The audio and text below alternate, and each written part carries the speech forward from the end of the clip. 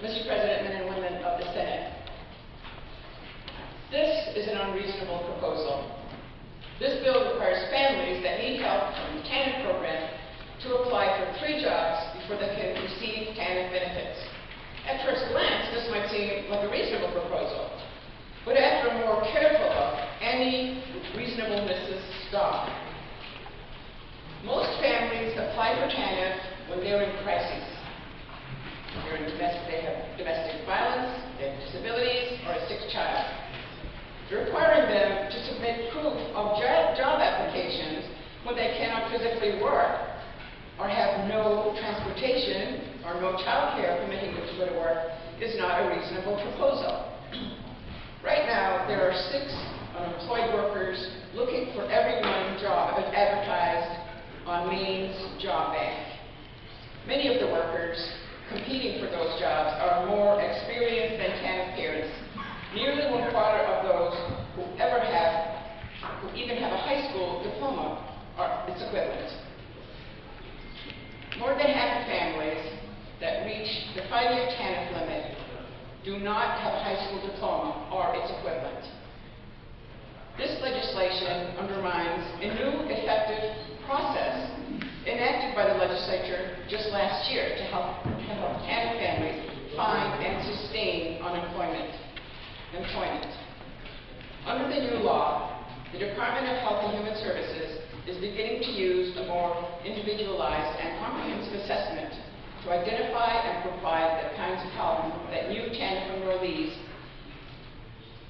address and the barriers that they face in obtaining work. This is the right direction. The administration's proposal heads in the wrong direction by slamming the door on families before they can get this help. While the Chief Executive's bill claims requires only those who are job ready to look for work before they can get TANF, his administration has a poor record of enforcing similar protections, and families and children have suffered as a result. First, this job-ready determination would be made by the very same workers that last year were acknowledged to be unqualified to make the kind of determinations required by the new assessment process, including identifying complex mental and physical health conditions. Second, similar kinds of protections enacted by the legislature to ensure that those families that reach 60 months but are not able to work will continue to receive assistance that's been poorly administered, with hundreds of families with disabilities or children with disabilities are struggling with domestic violence, losing needed help. The facts show that TANF families have work experience and they want to work. A 2010 study found that 97% have work experience, with an average of 3 jobs in the past 5 years. According to the Bangor Daily News, requiring an upfront work requirement might appeal to some voters, but it wouldn't address the underlying causes that drive people to seek assistance. The work needed to actually help people achieve financial independence doesn't fit neatly into election year messaging.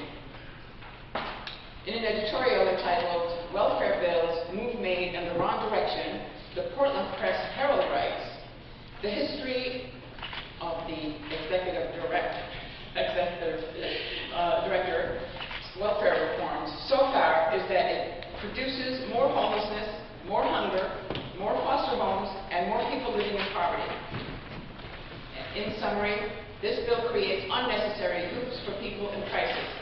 People already must meet work requirements when they get on the program, including job searches, working, they have to work, or volunteer, or participating in a training or education program.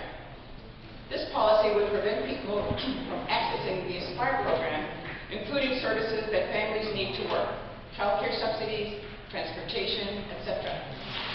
This proposal is inconsistent with the Ticket to Work legislation, which just became effective this past fall. Ticket to Work is real reform. The Chief Executive's proposal would prevent families in crisis from receiving the professional assessment provided through the Ticket to Work program to help families to access the services and training they need to get back on their feet. The handful of other states that have implemented this proposal have not experienced more people obtaining jobs, but it has led to fewer families getting the assistance that they need. And this is probably the intent. Thank you, Mr. President. Chair,